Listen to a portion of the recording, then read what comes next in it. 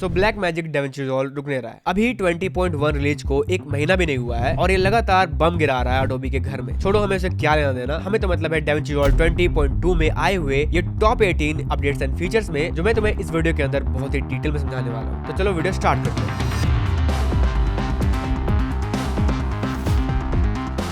First of all da Vinci resolve को latest 20.2 में update करने के लिए आपके पास यहाँ एक पॉपअप आना चाहिए। अगर वो ऑटोमेटिकली नहीं आ रहा है तो आपको जाना है यहाँ डाविंची रिजॉल्व के अंदर और यहाँ से चेक फॉर अपडेट्स करना है। यहाँ पे आपका सॉफ्टवेयर अप टू डेट है तो ये इस तरह शो करेगा, और अगर नहीं है तो यहाँ पे डाउनलोड का ऑप्शन आएगा। डाउनलोड पे क्लिक करते हैं आपके पास यहाँ एक ऐसा पेज आएगा जहाँ पर आप यहाँ से अपने डाविंची रिजॉल्व 20.2 यानी कि फ्री वर्जन के लिए, एंड यहाँ से आपको डाविंची रिजॉल्व 20.2 यानी कि फ्री वर्जन और da Vinci resolve 20.2 studio version download करने का ऑप्शन मिलेगा for all of your operating system. इसके अलावा आपके पास यहाँ एक फीचर्स गाइड है जिसे आप यहाँ से डाउनलोड कर सकते हो। जिसके बाद आपके पास यहाँ एक पीडीएफ डाउनलोड हो जाएगा जहाँ पर जो भी न्यू फीचर्स होंगे 20.2 में या फिर किसी भी वर्जन में जो कि आप डाउनलोड कर रहे हो उसका यहाँ एक गाइड आपको मिलेगा इस तरह से। ठीक है, यहाँ वो सारे अपडेट्स के गाइड मिलेंगे आपको रिटर्न एंड इस तरह से डायग्राम एंड विजुअल में भी, जो कि आप रीड कर सकते हो और समझ सकते हो। ओके, सो फर्स्ट अपडेट है auto delete silence part. So you can सी मेरे पास यहाँ एक फुटेज है जो कि मैंने रिकॉर्ड किया हुआ है इस तरह से। पिछले वाले मेरे इंट्रो का वीडियो है जो कि मैं इस तरह से टेक्स्ट ले रहा हूँ और रिकॉर्ड कर रहा हूँ। ठीक है, इसके बाद में यहाँ पे बहुत सारे साइलेंस पार्ट है जो कि मुझे रिमूव करने हैं, तो मैं इसे मैनुअली कट करूंगा, ट्रिम करूंगा और इसे रिमूव करूंगा, राइट। बट अब डाविंची रिजॉल्व 20.2 में एक ऑप्शन आ गया जो कि इसे ऑटो डिलीट कर सकता है, मतलब आपके ऑडियो के साइलेंस पार्ट को ऑटोमेटिकली डिटेक्ट करके डिलीट कर सकता है। सो इसके लिए मैं सिंपली अपने क्लिप को सिलेक्ट करूंगा इस तरह से और जाऊंगा क्लिप में, और यहाँ से ऑडियो ऑपरेशंस के अंदर ये आपको मिलेगा रिपल डिलीट साइलेंस। इसमें क्लिक करूंगा और यहाँ पे हमें एक बॉक्स मिलेगा जहां पर इसका थ्रेशोल्ड यानी कि आपके टारगेट वॉल्यूम लेवल को पूछेगा। इस तरह से आपको सिंपली जूम करना है अपने क्लिप में और इस तरह से आप इसे सेट कर सकते हो। And minimum strip to frame ये 10 अभी मैं सेट कर रहा हूँ। स्ट्रिप यानी कि आपके फ्रेम के बीच में कितना ज्यादा साइलेंस पार्ट है, वो कितने फ्रेम तक डिटेक्ट करेगा वो यहाँ पूछ रहा है। तो मैं बहुत मिनिमम करूँ 2 फ्रेम, तो ये बहुत छोटे छोटे साइलेंस पार्ट को डिटेक्ट कर रहा है जो कि मुझे नहीं चाहिए। मैं चाहता हूँ कि थोड़ा बड़ा साइलेंस पार्ट कहीं है उसे ये डिटेक्ट करे, लाइक 8 फ्रेम तक का। मैं इसे सेट करूंगा एंड यहाँ से रिमूव करूंगा। बट अगर आप चाहो तो अपने जो कट्स निकलेंगे इसके बाद उसके बीच में ऑटोमेटिकली क्रॉस फेड भी कर सकते हो, जो कि मैं अभी नहीं कर रहा हूँ बट आप कर सकते हो। मैं सिंपली यहाँ से रिमूव कर रहा हूँ और बूम, ये क्विकली आपके उस क्लिप को एनालाइज करेगा और इस तरह से उसे एक ही क्लिक में कट करके दे देगा। जिसके बाद मेरे उस बड़े क्लिप में से ये रफ कट निकल चुका है और मैं अब इसे क्विकली गो थ्रू कर सकता हूँ और जो रिटेक्स है उसे हटा सकता हूँ और जो टेक्स है उसे रख सकता हूँ without deleting the silence part, जो कि अब ऑटोमेटिकली हो जा रहा है। अपडेट नंबर 2 है improved multitext alignment and transformation controls. जिसके बाद अगर आप 8 पेज के अंदर या फ्यूजन पेज के अंदर मल्टी टेक्स्ट लेयर यूज कर रहे हो यानी कि टेक्स्ट लेयर यूज कर रहे हो इस तरह से, तो अब आपके पास अलाइनमेंट का ऑप्शन है। लाइक अगर मैं इस तरह का एक टेक्स्ट लिखूं और यहाँ जाऊं लेआउट के अंदर, तो अब हमारे पास सिर्फ मल्टी टेक्स्ट के लेआउट के अंदर ये अलाइन लेयर का एक अलग से पैनल मिल रहा है जो कि अब हमारे टेक्स्ट को अलाइन करेगा, like left, middle, right and यहाँ से vertical, up, middle and bottom, इस तरह से exactly like after effects, Photoshop या फिर प्रीमियर प्रो, राइट। आप चाहो तो यहाँ से इसे फ्रेम पे अलाइन यानी कि आपके पूरे फ्रेम में अलाइन या फिर आपके सेफ मार्जिन के अकॉर्डिंग अलाइन कर सकते हो, जो कि आप यहाँ से व्यू में जाकर आपका सेफ एरिया वगैरह या मार्जिन वगैरह ऑन कर रहे होते हो, राइट। ये चीज आपके 8 पेज के अंदर और फ्यूजन पेज के अंदर दोनों ही मिल रहा है, जो कि इस तरह से काम करता है। अगर मैं फ्यूजन टैब में जाऊँ और यहाँ पे चेक करूँ तो हमारे पास फ्यूजन टैब के अंदर भी ये सेम अलाइनमेंट का ऑप्शन है, जो कि बहुत ही अमेजिंग है, राइट। मैं वेट कर रहा हूँ कि ये जो फीचर है वो टेक्स्ट प्लस के अंदर भी आ जाए तो बहुत मजा ही आ जाए, राइट। अपडेट नंबर 3 है, अब जो आप स्किम कर रहे थे प्ले हेड को अपने सी दबाकर, लाइक इस तरह से आपका जो प्ले हेड पिछले वाले अपडेट के अंदर इस तरह से क्विकली जंप कर रहा था सी दबाने पर या फिर स्किम हो रहा था, वो अब 8 पेज के साथ साथ कलर पेज में भी अवेलेबल है, जो कि आप जाओगे इस तरह से कलर पेज के अंदर और यहाँ भी लाइक इस तरह से सी प्रेस करोगे, यहाँ अपने कर्सर को रख के तो यहाँ ये जंप करेगा, या फिर आप सी प्रेस किए हुए रहोगे और इस तरह से अपने कर्सर को मूव करोगे तो ये इस तरह से आपका प्ले हेड स्किम होगा, यानी कि पता नहीं क्या बोलते हैं बट ये इस तरह से ड्रैग होते रहेगा। अपडेट नंबर 4 है इन आउट रेंज सिलेक्शन। तो अब अगर आपको अपने टाइमलाइन के अंदर मल्टीपल क्लिप्स को सिलेक्ट करना है मल्टीपल लेयर्स में से इस तरह से, तो आप पहले इस तरह से ड्रैग कर रहे थे और इस तरह से कंट्रोल सी कर रहे थे, राइट। अब आप चाहो तो अपने टाइमलाइन के अंदर इन आउट रेंज सेलेक्ट कर सकते हो। लाइक मैं यहाँ स्टार्ट में रखकर आई प्रेस करूंगा और यहाँ से एक इन पॉइंट क्रिएट होगा, और अब आगे जाकर इस जगह पे ओ प्रेस करके एक आउट पॉइंट क्रिएट करूंगा तो यहाँ एक इन आउट रेंज सिलेक्ट हो जाएगा। अब मुझे इस तरह से ड्रैग नहीं करना है, simply in out range select करके या क्रिएट करके कंट्रोल सी प्रेस करना है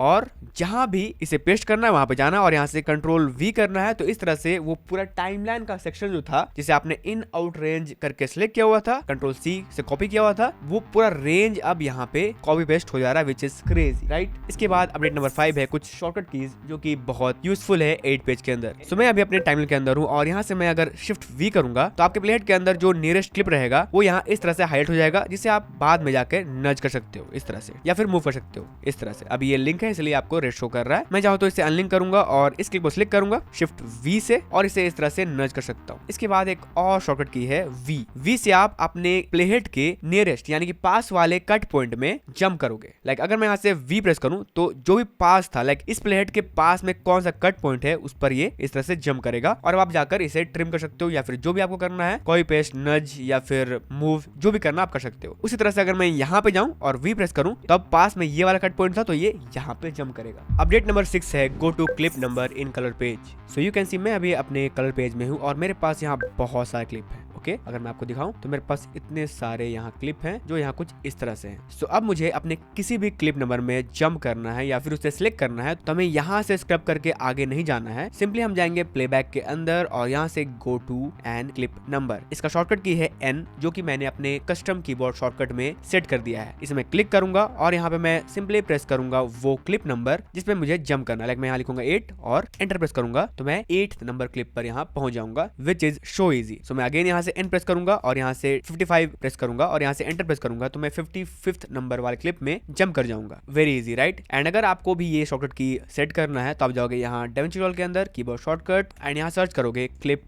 नंबर एंड यहाँ आपको प्लेबैक के अंदर ये मिलेगा गो टू। यहाँ पे आपको N प्रेस करना और यहाँ से सेव करना है, जो कि मैंने ऑलरेडी किया हुआ है। अपडेट नंबर 7 बहुत ज्यादा अमेजिंग और लाइव सेवर है एक तरह से, क्योंकि अब प्रोजेक्ट आर्काइव करते समय आपके जो फ्यूजन कंपोजिशन में यूज हुए सारे मीडिया फाइल्स हैं और PNGs हैं वो भी अब आपके आर्काइव में सेव हो रहे होंगे। इसका मतलब कि आपके नोड में वो जो रेड आता था वो अब शो नहीं करेगा, यानी कि मीडिया फ्लेंस शो नहीं करेगा। यानी कि पहले आप अपने प्रोजेक्ट आर्काइव को एक्सपोर्ट कर रहे थे तो वहाँ पे सारे मीडिया फाइल्स, फ्यूजन कंपोजिशन और सारे साउंड इफेक्ट्स सब कुछ एक्सपोर्ट तो हो रहा था, बट फ्यूजन कंपोजिशन में यूज हुए मीडिया फाइल्स एक्सपोर्ट नहीं हो रहे थे। बट 20.2 के अंदर अब ये फिक्स कर दिया गया है और अब उस फ्यूजन कंपोजिशन के साथ साथ आपके उस फ्यूजन कंपोजिशन में यूज हुए सारे मीडिया फाइल्स या PNG इमेजेस एक्सपोर्ट हो रहे होंगे, जो कि सर्टेनली एक लाइफ सेविंग फिक्स है। अपडेट नंबर 8 है detach synced audio from video. यानी कि अगर आपके वीडियो में कोई सॉन्ग, कोई म्यूजिक, कोई ऑडियो सिंक्ड है और अब आप उस ऑडियो को अपने क्लिप से डिटैच करना चाहते हो तो आप उसे सिलेक्ट करोगे और जाओगे टाइमलाइन के अंदर एंड यहाँ से audio and then detach synced audio from video करोगे तो आपका ये जो ऑडियो है वो डिटैच हो जाएगा आपके वीडियो, आपके क्लिप से, ताकि आप इस ऑडियो को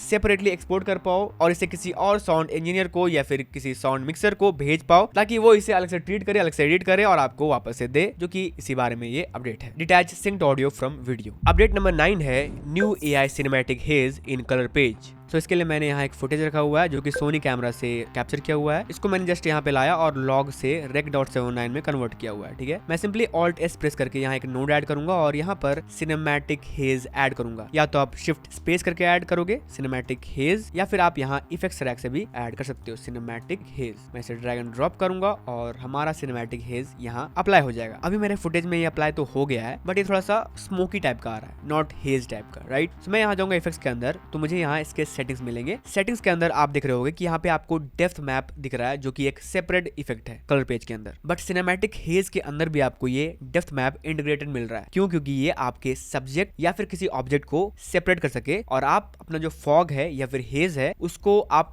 मास्क भी कर सको। सो मैं यहाँ से डेप्थ मैप ऑन करूंगा प्रीव्यू इसका तो मुझे ये शो करेगा। यहाँ से आप डेप्थ मैप का क्वालिटी बेटर या फिर फास्टर कर सकते हो, तो मैं अभी बेटर में छोड़ रहा हूँ क्योंकि मेरे कंप्यूटर में ये चल जाएगा अच्छे तरीके से। इसके बाद यहाँ पे आपके डेप्थ मैप के मास्क की सेटिंग है। सो यू कैन सी यहाँ पे आपको एक प्रीव्यू नजर आ रहा है जहाँ पे व्हाइट, ग्रे और ब्लैक आपको शो हो रहा है। जहाँ पे फुल्ली व्हाइट आपको नजर आ रहा है वहां पे फुल्ली आपका हेज इफेक्ट कर रहा है। जहाँ पे ग्रे है वहां पे आपका जो हेज है वो थोड़ा इफेक्ट कर रहा है। जहाँ पे पूरा ब्लैक है वहां पे आपका हेज नहीं इफेक्ट कर रहा है। इसका मतलब white shows and black hides, जैसा कि मास्किंग का रूल होता है, राइट। सो मैं अभी फार लिमिट को इस तरह से इंक्रीज करूं अगर, तो हमारा जो एरिया है वो और फार होता हो जाएगा, हमारा हेज और बढ़ता हो जाएगा। तो मैं इसे वापस से इधर ला रहा हूँ एंड ये जो नियर लिमिट है वो भी फुल में है, मैं इसे नीचे लाऊंगा तो हमारा जो मास्क है वो अच्छी तरीके से यहाँ हो जाएगा एंड ये थोड़ा सा हार्श हो जाएगा। यू कैन सी अब जो यहाँ ब्लैक है वो हेज से इफेक्ट नहीं हो रही है और बाकी का जो एरिया है वो हेज से इफेक्ट हो रहा है। आप चाहो तो यहाँ पे गामा यानी कि इसके ब्राइटनेस से भी कर सकते हो ताकि आप इसे थोड़ा सा स्मूथ कर पाओ, सॉफ्ट। ठीक है, तो मैं इसे यहाँ पे छोड़ रहा हूँ। इसके बाद आप चाहो तो एडवांस्ड डेप्थ कंट्रोल आप खोल सकते हो अगर आपको चाहिए तो, बट मैं इसे यहीं पे छोड़ रहा हूँ और नीचे जा रहा हूँ। सो मैं अभी अपने डेप्थ मैप के प्रीव्यू को बंद कर रहा हूँ। इसके बाद हमारे पास ये एटमॉस्फेरिक स्कैटरिंग का फीचर मिल जाता है एंड देन कुछ और फीचर मिल जाते हैं। यहाँ पे जो एयरलाइट है अगर आप इसे इंक्रीज करते हो तो आपका यहाँ हेज इंक्रीज होता है, इस तरह का फॉगी टाइप का। ठीक है, तो मैं इसे समवेयर अराउंड यहाँ पे रख रहा हूँ एंड यू कैन सी हमारा जो सब्जेक्ट यहाँ है वो प्रॉपर्ली मास्क्ड आउट है because of the depth map and बाकी का जो एरिया है वो हेजी है। ठीक है, सो मैं यहाँ से एयरलाइट को थोड़ा सा कम करूंगा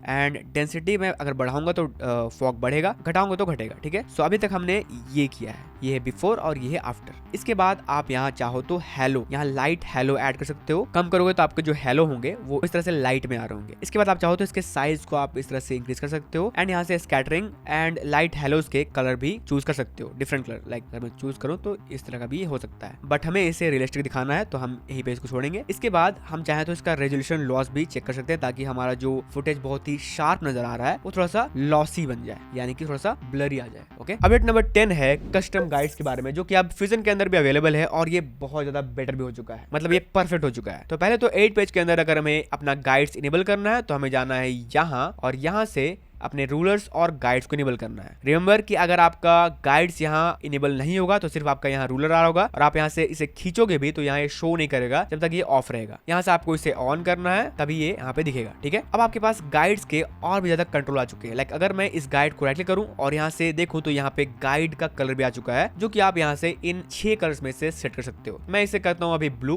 तो ये ब्लू हो जाएगा। अगर मैं चाहूँ तो इसे राइट क्लिक करूंगा और यहाँ जाऊंगा एडिट गाइड में, तो मैं यहाँ से इस गाइड का पैरामीटर या ये गाइड हमारे फ्रेम में कहाँ पे है उसे मैं ऐड कर सकता हूँ, लाइक पिक्सल से या परसेंटेज से। यहाँ से लॉक कर सकता हूँ, यहाँ से ओरिएंटेशन हॉरिजॉन्टल या वर्टिकल रहेगा वो कर सकता हूँ और यहाँ से कलर भी चूज कर सकता हूँ, which is crazy. Okay, and आपको अगर इसे रिमूव करना है तो आप यहाँ जाओगे, राइट क्लिक करोगे और यहाँ से रिमूव करोगे तो ये रिमूव हो जाएगा। प्लस मैंने अपने जो कस्टम कीबोर्ड शॉर्टकट प्रीसेट है उसके अंदर भी ये जो गाइड है उसको इनेबल करने का शॉर्टकट की लगाया हुआ है। ऑल्ट आर से हमारा रूलर यहाँ इनेबल या डिसेबल होता है और कंट्रोल जी से हमारा गाइड्स ऑन या फिर ऑफ होता है। ये चीज अब फ्यूजन के अंदर भी आ चुकी है। लाइक अगर मैं यहाँ से कोई फ्यूजन कंपोजिशन खोलूं और यहाँ से गाइड इनेबल करूं तो मुझे यहाँ से कंट्रोल जी करना पड़ेगा, तो मेरे पास यहाँ गाइड्स आएगा। राइट क्लिक करूंगा तो मेरे पास वही सारे ऑप्शंस आएंगे जो कि हमें वहां पे मिल रहे थे, लाइक ये यूनिट्स, पिक्सेल्स एंड परसेंटेज में, पोजीशन, लॉक या अनलॉक, ओरिएंटेशन एंड ये कलर भी कर सकते हैं इस तरह से हम। ठीक है, which is very cool and finally अब ये फ्यूजन के अंदर आ चुका है जो कि बहुत ही अमेजिंग है। अपडेट नंबर 11 है कस्टम मेटाडाटा फील्ड सेट करने के लिए। सो अब मैं अपने मीडिया पेज के अंदर अपने मीडिया पूल में किसी क्लिप को सिलेक्ट करूंगा और यहाँ जाऊंगा अपने मेटाडाटा के टैब के अंदर, यहाँ इस 3 डॉट में, और यहाँ क्रिएट कस्टम मेटाडाटा करूंगा तो मेरे पास यहाँ एक कस्टम मेटाडाटा सेट करने का ऑप्शन आ रहा है जहां से मैं अपना कस्टम डिटेल ऐड कर सकता हूँ। लाइक ये प्यूमा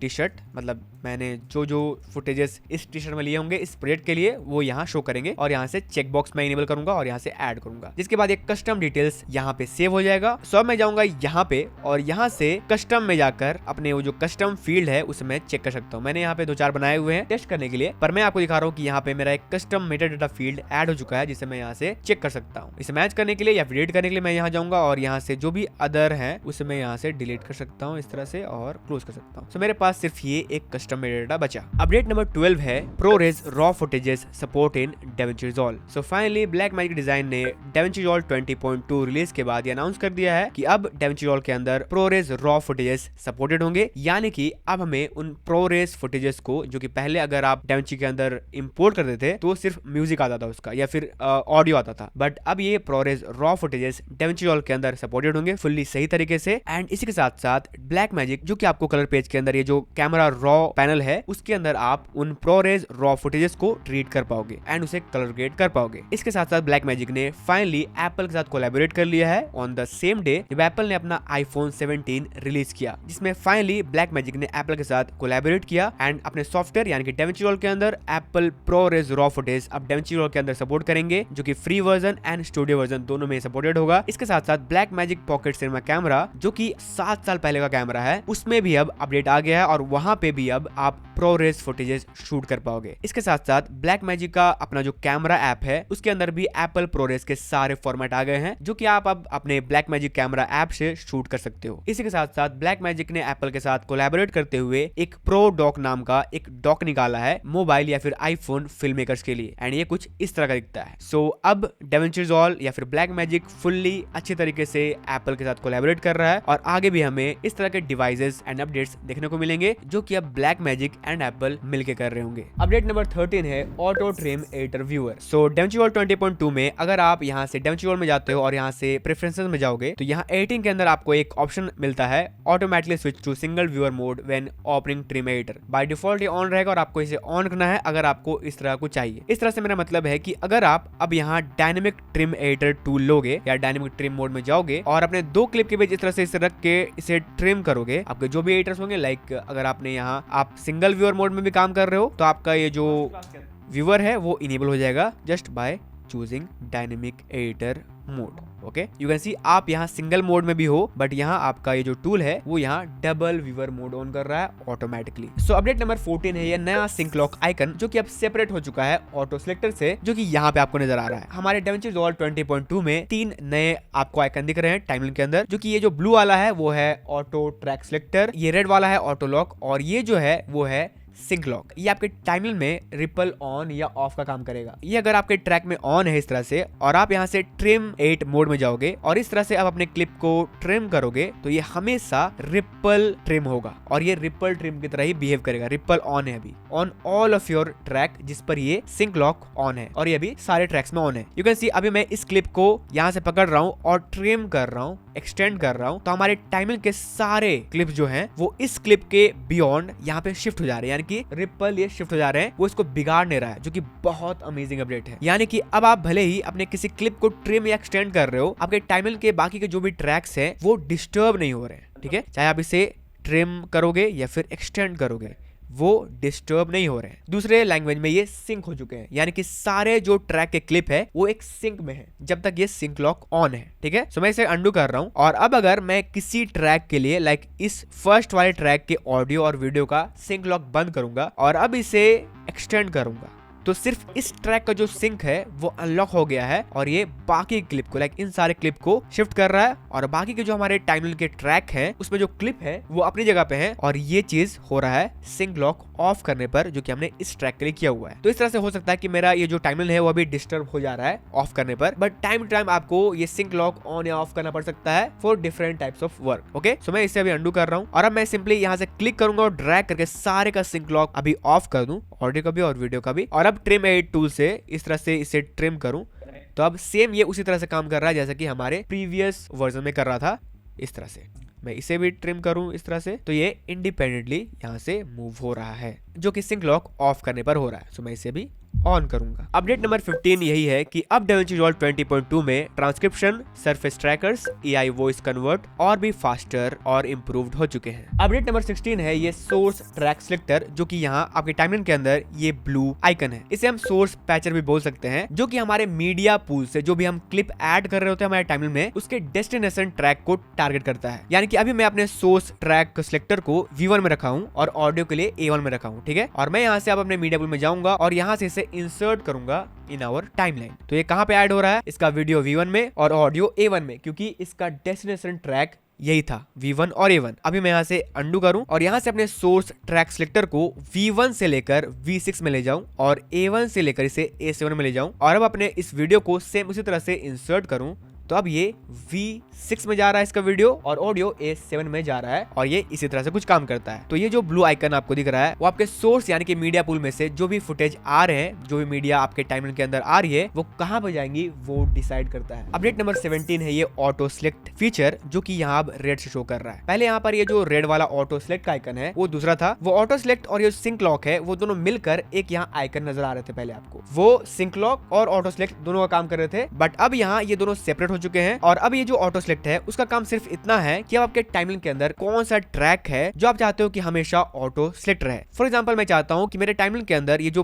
पूरे क्लिप हैं वो मिडिल से कट हो जाए यानी कि स्प्लिट हो जाए। तो मैं अपना शॉर्टकट की यहाँ प्रेस करूंगा W, तो ये सारे क्लिप एक साथ यहाँ कट हो जा रहे हैं यानी कि स्प्लिट हो जा रहे हैं, वो भी सिलेक्ट किए बिना। क्यों? क्योंकि हमने अभी ऑटो सिलेक्ट ऑन करके रखा हुआ है अपने वीडियो ट्रैक के सारे ट्रैक में और अपने ऑडियो ट्रैक के सारे ट्रैक में। अभी मैं कंट्रोल Z करूंगा और यहाँ पे video 11, video 5, video 2, video 7, video 9 इन सारे को बंद करूंगा ऑटो सिलेक्ट से, मतलब ऑटोमेटिकली इसको सिलेक्ट नहीं करेगा हमारा शॉर्टकट, हमारा टाइमलाइन। ओके, और ऑडियो में भी यहाँ पे A2, A5 और A7 को मैं अनचेक कर रहा हूँ यानी कि ऑटो सिलेक्ट नहीं होगा, मैनुअली हमें करना पड़ेगा। और अब मैं फॉर एग्जांपल सेम वही चीज कर रहा हूँ, अपने प्लेट को यहाँ रख रहा हूँ और यहाँ से W प्रेस कर रहा हूँ। तो अब यहाँ पे वही ट्रैक के क्लिप कट हुए हैं जिसमें ऑटो सिलेक्ट इनेबल थे, यानी कि सिंपल सा इसका मतलब है कि जिस ट्रैक में ये जो ऑटो सिलेक्ट है वो ऑन रहेगा, जहां पे ये रेड रहेगा वहां पे DaVinci ये सोचेगा कि जो भी आप ऑपरेशंस करते हो आगे जाकर, जो भी आप एडिट करते हो वो ऑटोमेटिकली इन ट्रैक्स पर हो जाएंगे। ठीक है, आपको मैनुअली इसे सिलेक्ट करना नहीं पड़ेगा, विदाउट सिलेक्ट किए हुए वो ऑपरेशंस यहाँ अप्लाई होंगे, जैसा कि यहाँ स्प्लिट मैंने किया। ओके, अगेन अगर ऑटो सिलेक्ट ऑन है तो ये बोल रहा है मुझ पर ध्यान दो ऑटोमेटिकली, अगर ये ऑफ है डोंट रिकॉग्नाइज मी। ओके, इसके अलावा सिंक लॉक, ऑटो सिलेक्ट और ये जो सोर्स ट्रैक सिलेक्टर है उसके कुछ शॉर्टकट्स हैं जो कि मैं आपको बता रहा हूँ। सो अगर आप अपने माउस को क्लिक करके ड्रैग करते हो तो आप इस तरह से अपने ऑटो सिलेक्ट फीचर को सारे ट्रैक के लिए एक साथ ही यहाँ ऑन कर सकते हो, या तो ऑफ या फिर ऑन। अगर ये ऑन है और आप इस तरह से ड्रैग करो तो ये ऑफ होगा, अगर ये ऑफ है और इस तरह से आप ड्रैग कर रहे हो तो ये ऑन होगा। सेम उसी तरह से ये सिंक लॉक में भी काम करेगा, इस तरह से ड्रैग करके ऑन या फिर ऑफ। ओके, इसके अलावा अगर आप शिफ्ट क्लिक करोगे तो ये सारे ऑफ या फिर ऑन हो जाएंगे। शिफ्ट क्लिक से ऑल इनेबल या फिर ऑल डिसेबल। ऑटो सिलेक्ट में भी यही काम करता है, shift click to enable all या फिर डिसेबल ऑल, ऑडियो और वीडियो दोनों के लिए। इसके अलावा अगर आपको सोलो सिंक लॉक करना है तो आप ऑल्ट क्लिक करोगे तो सारे बंद हो जाएंगे, बस यही ऑन रहेगा। अगेन ऑल्ट क्लिक तो ये डिसेबल हो जाएगा, बाकी सारे इनेबल हो जाएंगे। उसी तरह से ये ऑटो सिलेक्ट में भी काम करेगा, alt click to disable all but enable this only, और again alt click to disable this but enable all। Okay, so इस तरह के कुछ शॉर्टकट है। लॉक करने के लिए भी ड्रैग करके आप सबको लॉक या फिर अनलॉक कर सकते हो। इसके अलावा आप यहाँ टाइमलाइन में जाओगे और यहाँ से सोर्स ट्रैक सिलेक्टर के लिए शॉर्टकट आपको दिए गए हैं, ऑटो सिलेक्ट के लिए भी दिए गए हैं, ट्रैक लॉक के लिए, सिंक लॉक के लिए, सारे के लिए आपको यहाँ मैनुअल कंट्रोल और शॉर्टकट दिए हुए हैं। So that is it for the video. I hope कि आपको ये वीडियो पसंद आया होगा और आपने इससे बहुत कुछ सीखा होगा about DaVinci Resolve 20.2 updates and features. मिलते हैं हमारे अगले वीडियो में, until then it's peace out.